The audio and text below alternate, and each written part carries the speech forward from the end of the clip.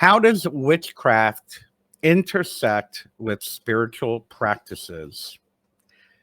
I That's a strange question for me, only because a lot of my spiritual practices do revolve around witchcraft. I think would be easier for me to do would be to explain that um, witchcraft is a modality, an art form, the art of witchcraft. And I'm referring to magic and ritual and things like that.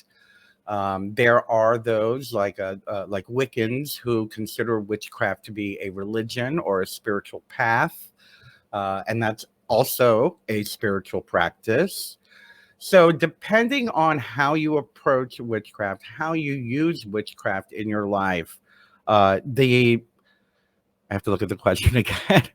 The intersection with spiritual practice is going to be different for you. For me, it is a form of spiritual practice. For me, ritual itself is a very, very profound spiritual practice. I see ritual. I think Joseph Campbell was the one who coined the term that ritual is the enactment of a myth.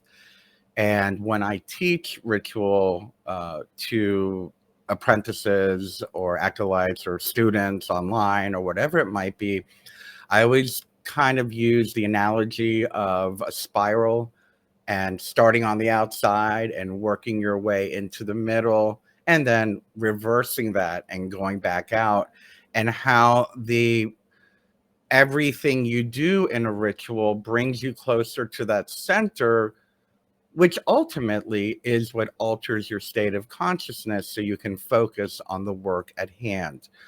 For example, casting the circle, creating sacred space, that would be the outside of the spiral.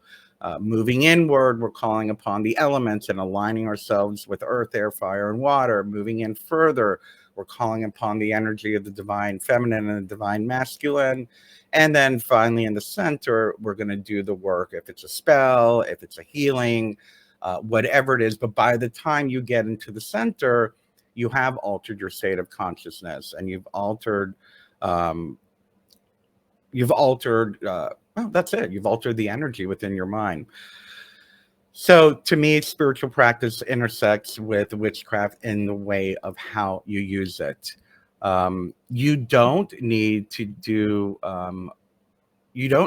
ritual for pagan or witchcraft ritual in order for it to be a spiritual practice. Some people are kitchen witches. I know a lot of kitchen witches. They have never done a ritual in their life, and they're fine with that.